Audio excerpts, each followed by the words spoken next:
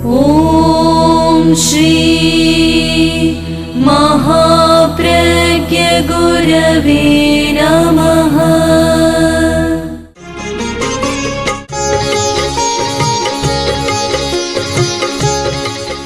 हम सामाजिक जीवन जी रहे हैं, सामुदायिक जीवन। सामुदायिक जीवन में भाषा का बहुत महत्व है। हमारा सारा व्यापार शब्दों के आधार पर चल रहा है।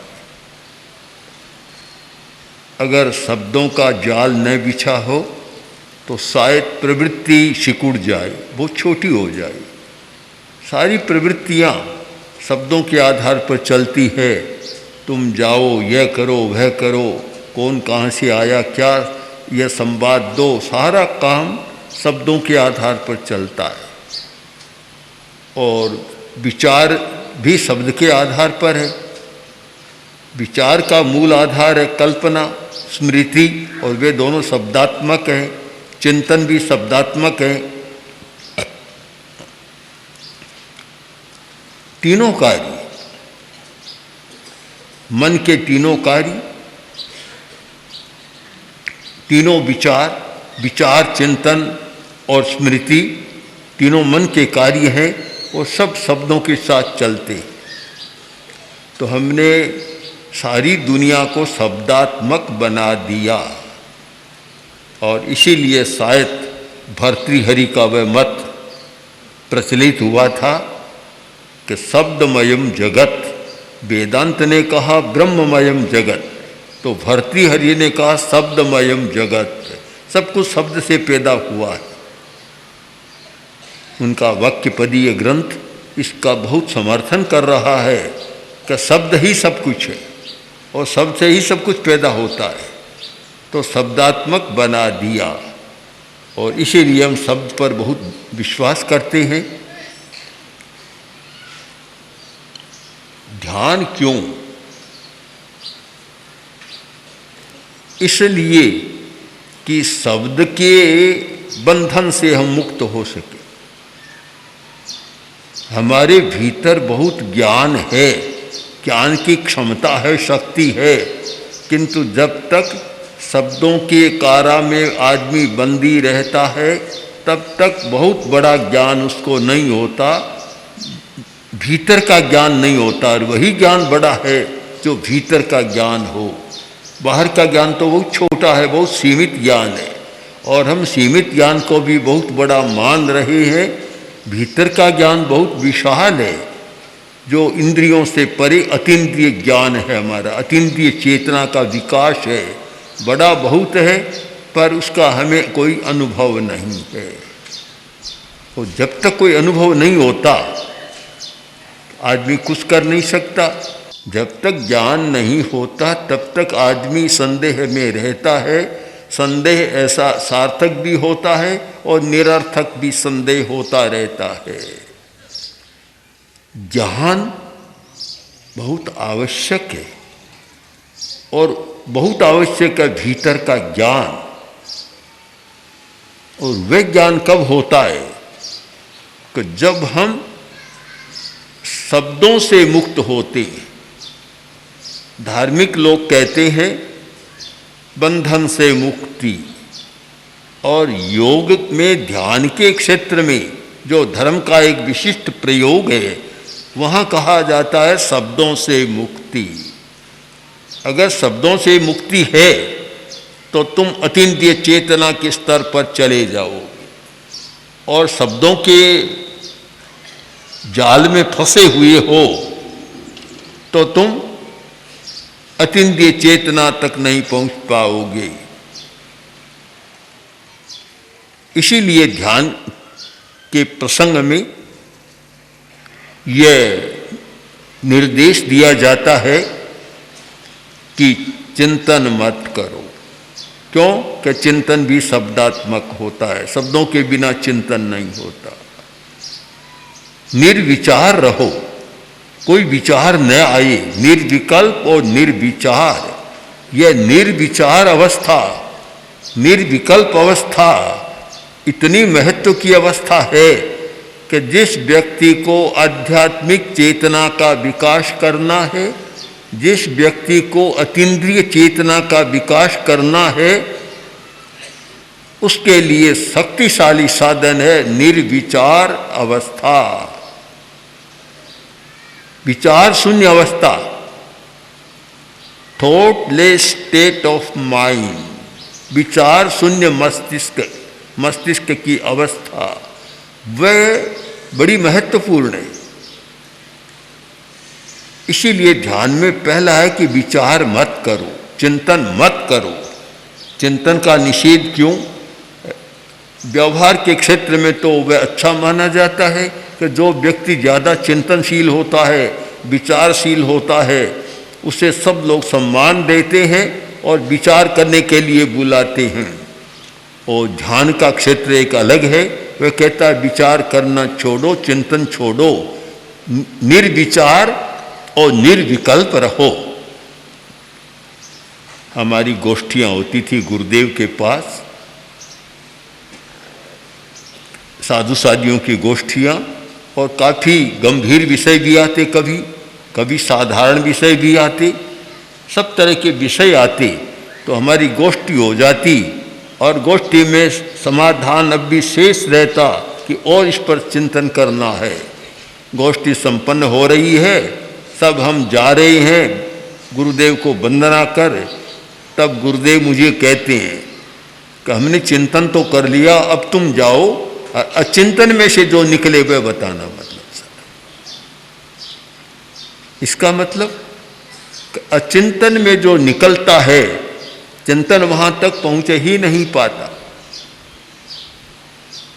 हमारे सामने प्रत्यक्ष है कि पूर्ववर्ती बड़े बड़े साधकों ने, बड़े बड़े तपस्वियों, आचार्यों, तीर्थंकरों ने, अवतारों ने जो सत्य का प्रतिपादन किया वह आश्चर्यकारी है, अद्भुत है। किस आधार पर किया? न कोई सूक्ष्म उपकरण था, कोई भी उनके पास माइक्रोस्कोप जैसा सूक्ष्म यंत्र नहीं था, टेलीस्कोप जैसा कोई दूरदर्शी यंत्र भी नहीं था, कोई उपकरण नहीं था, फिर भी इतने सूक्ष्म सत्यों का प्रतिपादन किया। किस आधार पर? अतीन्द्रिय चेतना के आधार पर। धन्वंतरी बहुत बड़े आचार्य हुए, आयुर्वेद के आचार्य, लुकमान बड़े हकीम हुए हैं। ये लोग क्या करते थे? पौधे के पास जाकर बैठ जाते, पेड़ के पास जाकर बैठ जाते और उससे कहते कि तुम अपने गुण धर्म बताओ, तुम्हारी क्या विशेषताएं हैं, तुम किस प्रकार रोग का उपचार कर सकते हो, तुम अपने सारे गुण धर्म बताओ। वहाँ जाकर इतना कहकर संकल्प कर और बिल्कुल निर्विचार होकर बैठ जाते। उस निर्विचार अवस्था में अपने आप पौधा बोलता जाता और वे लिखते चले जाते या ग्रहण कर लेते उसको। यह निर्विचार अवस्था का प्रभाव है कि निर्विचार अवस्था में भीतर की चेतना जागती है। जब विचार होता है तो हमारी पारिस्थितिक चेतना जागती है, बाहर की चेतना जागती है। और जब कोई निर्विचार होता है उस समय भीतर की चेतना को जागने का मौका मिलता है। जो आदमी निरंतर सोचता रहता है उसे तो भीतर की चेतना के साथ संपर्क स्थापित करने का अवसर भी नहीं मिलता, तो वह कैसे जागेगी? यह निर्विचार अवस्था, निर्विकल्प अवस्था, यह सूक्ष्म सत्यों को जानने के लिए जिम्मेवार अवस्था है। और इस अवस्था में ही सूक्ष्म सत्यों को, रहस्यों को आदमी जान सकता है। तो पहली बात है कि चिंतन मत करो। ध्यान में निर्देश दिया जाता है चिंतन मत करो। दूसरा है कल्पना मत करो। कल्पना मत करो।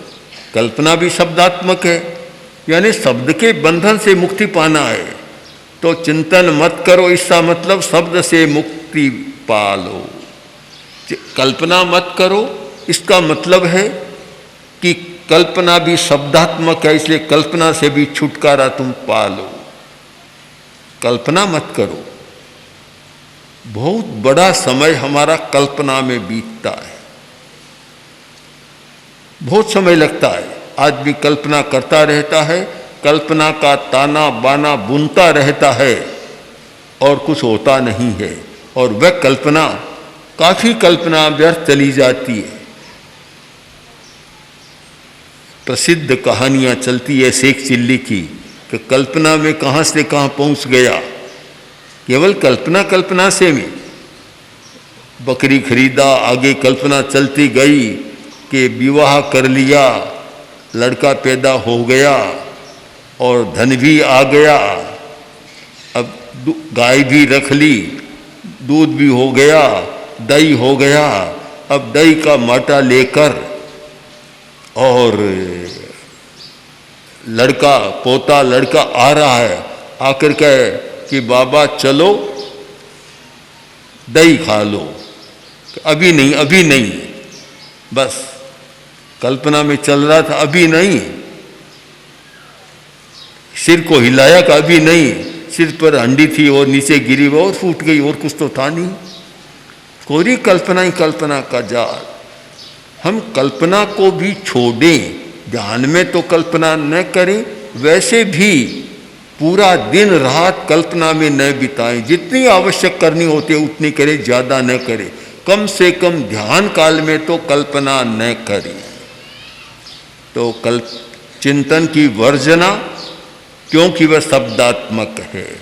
कल्पना की वर्जना, क्योंकि वह भी शब्दात्मक है। तीसरी, स्मृति मत करो। निर्देश दिया जाता है ध्यान काल में स्मृति मत करो। स्मृति का भी बड़ा साम्राज्य है, बहुत बड़ा साम्राज्य। आदमी याद करता रहता है, अतीत कभी पीछा नहीं छोड़ता। इतना पकड़ता है आदमी को कि वह पीछा छोड़ता ही नहीं है, याद करता ही रहता है। इतनी याद, इतनी अतीत की बातें गुनगुनाता रहता है। ध्यान में कहा जाता है स्मृति मत करो, क्योंकि स्मृति शब्दात्मक है। चिंतन शब्दात्मक, कल्पना शब्दात्मक और स्मृति शब्दात्मक। और जब शब्दात्मक कोई चीज होती है तो फिर मन की चंचलता कम नहीं होती। मन चंचल बना हुआ है शब्दों के आधार पर, और उस स्थिति में मन की एकाग्रता नहीं होती। जो व्यक्ति शब्दात्मक रचनाओं से मुक्ति पाना नहीं सीख जाता, वह कभी एकाग्रता की साधना नहीं कर सकता, मन को निर्विचार नहीं बना सकता। वास्तव में वही ध्यान की हमारी अवस्था है। कठिन काम है, बहुत कठिन है, क्योंकि शब्दों का इतना अभ्यास है, इतना गहरा अभ्यास हो गया कि शब्द के बिना हम जीना भी नहीं जानते। हर बात में शब्द ही शब्द, जीना मुश्किल है। और आदमी सरल काम करना पसंद करता है, कठिन काम करना शायद पसंद नहीं करता। बहुत लोग कहते हैं कि सीधा रास्ता बता दो, सीधी बात बता दो। सीधा रास्ता तो अब कहाँ है पता नहीं। कभी कभी हम यात्रा करते हैं तब हमारे साधु या साथ चलने वाले भाई भी सीधा रास्ता देखते हैं और आगे आते हैं, कहते हैं कुल मिलाकर कोई फर्क नहीं पड़ा, सीधा रास्ता है कहाँ। फिर भी सीधा रास्ता लेने की बात मन में रहती है। जो स्थायी समाधान है वह आदमी पसंद कम करता है, तात्कालिक समाधान को अधिक पसंद करता है। इस प्रसंग में एक बहुत सुंदर आख्यान जैन साहित्य में मिलता है। कोई विद्याधर था, जा रहा था और रास्ते में विमान खराब हो गया। जैसे आजकल यान, वायुयान आदि भी खराब होते हैं, बीच में उतरना पड़ता है, तो उसका विमान भी खराब हो गया। वह विद्या से चलने वाले विमान, और कहीं भी विद्या की थोड़ी विस्मृति हो गई तो नीचे उतरना पड़ता, नीचे उतरा, एक खेत में उतरा, जंगल में खेत में उतरा। तो वहाँ खेत के लोग थे, उन्होंने देखा और उनका स्वागत किया, खाने पीने की व्यवस्था की, बड़ा स्वागत किया। तो वह विद्याधर जब जाने लगा तो अपना विमान ठीक हो गया, फिर जाने लगा तो उसने कहा, देखो आप लोगों ने मेरा इतना स्वागत किया है, बड़ा सहयोग किया है, मैं आपका ऋणी हूँ और उस ऋण को उतारना चाहता हूँ। मेरे पास एक विद्या है, कामकुंभ विद्या। कामकुंभ विद्या है, वह विद्या तुम सीख लो, फिर घड़े को सामने रखो और उससे जो मांगो तुम्हें मिल जाएगा। चाहे हीरा मांगो, पन्ना मांगो, मोती मांगो, लाख करोड़ रुपए मांगो, जो भी मांगो उस घड़े में से तुमको मिल जाएगा। यह घट, काम कुंभ घट, काम कुंभ विद्या है, तुम सीख लो, पर उसकी साधना करनी होगी। बोले इतना अड़ंगा कौन करे, कौन करे, कौन साधे? तो देखो दूसरा ये है कि ये घड़ा भी है मेरे पास, काम कुंभ, ये ले लो, इससे मिल जाएगा। पर एक बात का ध्यान रखना कि इसको लेकर कभी नाचना मत, नहीं तो गिर जाएगा, फूट जाएगा, फिर कुछ भी नहीं। क्या ये सीधा काम है, ये सीधा है, घड़ा दे दो, हमें कुछ साथ सिद्ध नहीं करना है। उसने कहा देखो ये तात्कालिक बात है, घड़ा है, कल फूट गया तो कुछ भी नहीं, ऐसे ही रह जाओगे, और मैं भी कोई बार बार नहीं आऊँगा तुम्हारे पास। तुम तो विद्या का पाठ कर लो, साधना कर लो, और फिर तो जीवन भर, जो चाहे जीवन भर नहीं, चाहे तुम्हारे बेटे पोते जो भी सीख लेगा उसकी कामना पूरी होती रहेगी। और यह काम कुंभ बड़ा अच्छा घट है। बहुत समझाया, पर आदमी तात्कालिक समाधान में जितना विश्वास करता है, स्थायी समाधान में उतना विश्वास नहीं करता। बोले नहीं नहीं, ये झंझट हमसे ताबे नहीं आता, हमें तो घड़ा ही दे दो। घड़ा ले लिया, काम कुंभ, और विद्याधर अपने रास्ते गया, चला गया। अब लिया, और आदमी की आदतें होती है, सबसे पहले यही मांगा कि शराब की बोतल। नशा करने वाले थे कि शराब की बोतल, तो तैयार। अब खूब शराब पी, खूब पी ली, क्योंकि बाजार से खरीदने में तो पैसा लगता था, अब कोई पैसा नहीं, जितना चाहा उतना मिल गया है, खूब पिया। अब नशा भी खूब आ गया। अब नशा आया तो नशे में तो आदमी का व्यवहार अपव्यवहार, असामान्य व्यवहार हो जाता है। सामान्य व्यवहार नहीं रहता, नॉर्मल नहीं रहता आदमी, तो एकदम नशे में आ गए और बोले कि हम क्या करें, तो आज तो नाच करें, अच्छा होगा। तो नाचते हैं तब कुछ लेते हैं, घड़ा पड़ा था, एक आदमी जो मुखिया था उसने घड़ा लिया और नाचना शुरू किया, और इतना नाचने में मग्न हो गया, भान नहीं रहा, घड़ा नीचे गिरा, टूटा और बात समाप्त। तात्कालिक समाधान में मिला क्या, कुछ शराब की बोतलें बस, और कोई खास बात नहीं ले सके, केवल शराब की बोतल। और अगर स्थायी समाधान होता तो उससे बहुत कुछ पाया जा सकता था। मंत्र की साधना नहीं की, विद्या नहीं सीखी, केवल घड़े में संतोष कर लिया। बहुत सारे लोग ऐसे होते हैं कि साधना करना नहीं चाहते, सीधा चाहते हैं, सीधा बता दो हमें, तो बस सीधा। हमारे पास बहुत लोग आते और कहते हैं कि जा रहे हैं, मंगल पाठ सुन लिया और बोले कि अब मेरी एक समस्या है। अब समस्या सुनते मैंने कहा तुम्हारी ये समस्या है, पहले बताते 5 दिन रहते तो संभव है कोई समाधान भी निकल जाता। अब जा तो रहे हो, 2 मिनट का समय है, 2 मिनट में समस्या का समाधान, ये संभव नहीं है।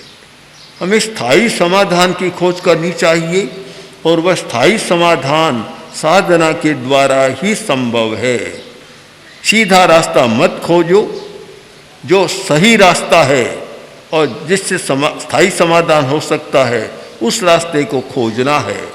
तो ध्यान एक चेतना के विकास का, शांति का, समाधि का एक स्थायी समाधान है, किंतु अभ्यास जरूरी है। ये कोई 2 मिनट में नहीं होता, 2 घंटा में नहीं होता।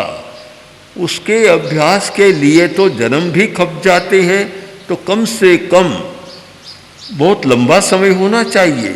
शिविर में आने वाले भी सोचें कि 10 दिन में कोई ध्यान सद नहीं जाएगा, 10 दिन में तो थोड़ा प्रयोग कर लिया जाएगा, जानकारी हो जाएगी। उसे सिद्ध करने के लिए तो 5, 10, 20 वर्ष तक निरंतर घंटा 2 घंटा वह अभ्यास चले, 4 घंटा अभ्यास चले, तब जाकर एक सिद्ध होता है और फिर पता लगता है कि हमारी दुनिया क्या है, हम क्या हैं। बहुत बार आता मैं कौन हूँ आदि आदि प्रश्न पूछे जाते हैं। मैं कौन हूँ, इसका उत्तर कौन देगा? उत्तर देने वाला कौन? महर्षि रमन के पास एक व्यक्ति गया, वो जाकर बोला कि ये ऐसी बद्दी दुनिया जहाँ इतना दुख है, इतना संताप, इतना तनाव सारा, ऐसी बद्दी दुनिया किसने बना दी? तो महर्षि रमन बोले कि भाई ये प्रश्न मुझसे मत पूछो, जिसने बनाई है उससे पूछो, मुझे पूछने से क्या होगा, उससे पूछो। कि वह तो मुझे दिखाई नहीं देता, कैसे पूछूं? तो पहले प्रश्न मत पूछो, पहले उसे देखने की बात करो, फिर प्रश्न उसे पूछ लेना। तो प्रश्न पहले जहाँ पूछना चाहिए, हम किससे पूछें? अब कहते हैं दुनिया में इतना दुख क्यों? अब क्यों ये प्रश्न, इस प्रश्न का उत्तर कौन दे? प्रश्न अपने आप से पूछना चाहिए। समाधान पाने का सबसे बढ़िया रास्ता है कि अपने आप से प्रश्न पूछो, दूसरों से मत पूछो। दूसरा तुम्हें कहाँ तक समाधान देगा? अपने आप से पूछो। और अपने आप से प्रश्न पूछने की स्थिति है, वही हमारी ध्यान की स्थिति है।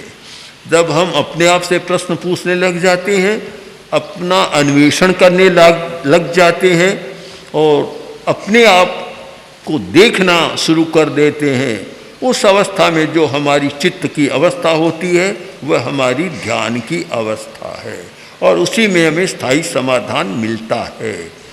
इसलिए जो ध्यान में रस लेने वाले, उसका प्रारंभ करने वाले पहले से ही ये चिंतन कर लें कि हमें क्या करना है।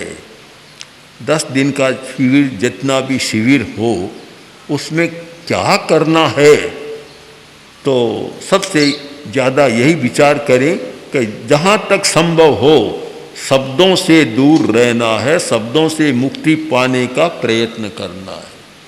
शब्दों से मुक्ति पाना है, बस एक काम समझ में आ जाए कि जितना कम शब्दों का व्यवहार हो, मौन करना है, ज़्यादा बोलना नहीं है, अनावश्यक बात नहीं करना है, अनावश्यक स्मृति नहीं करना है, अनावश्यक चिंतन नहीं करना है और अनावश्यक कल्पना भी नहीं करना है। जितनी जीवन यात्रा चलाने के लिए जरूरी उतना करना है।